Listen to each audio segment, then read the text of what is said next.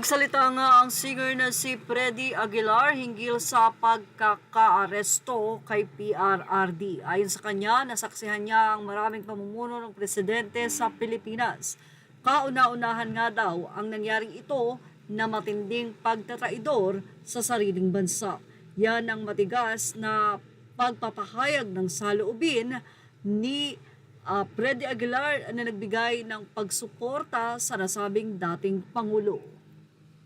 Samantala, bistado naman na fake news nga daw ang ibinahagi kamakailan lamang ng ABS-CBN. Ako, mukhang nararami na nga ang fake news di umano ng ABS-CBN. Ito'y matapos nga na magsalita ang kapitbahay ng isa sa ipinost ng ABS-CBN na di umano ay mga pamilya na biktima ng war on drugs nung panahon ni dating Pangulong Duterte. Say ng Jody Seven Facebook page at ipapakita natin dito ang original post. Binlock yung nung last year lang na si Marcos na presidente. Pasensya na, hindi po natin masabi yung mismong salita. Nanay ng biktima umano ng war on drugs, binuko ng kapitbahay.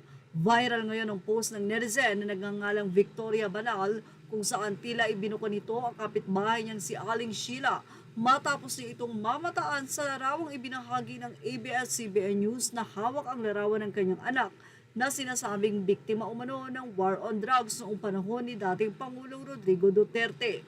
Say nga nitong si Victoria, tigilan mo kami Aling Sheila, yung anak mo blank magnanakaw ay blank, yung nung last year lang na si Marcos pa ang presidente. Hindi time ni Duterte ang blank yang anak mo ng kapwa adik dahil nag-11. Magkano yan? Walang basag dyan. Yung nakared sa picture frame, tiga dito sa amin yan. Wag ako, diba? Drake Angeles II.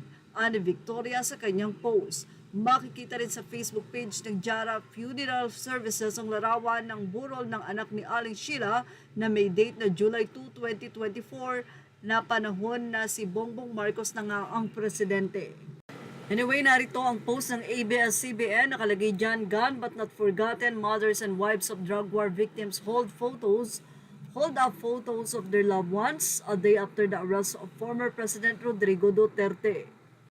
Narito naman ang post ng Jara Funeral Services, July 2, 2024, last year po yan.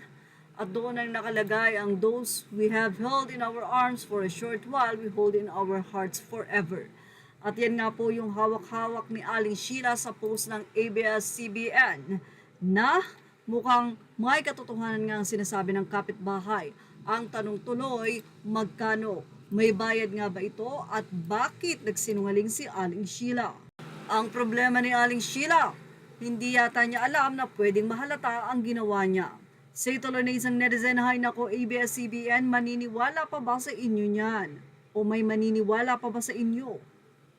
Thank you for watching. Images are all credit to the rightful owners. Please like, share, and subscribe.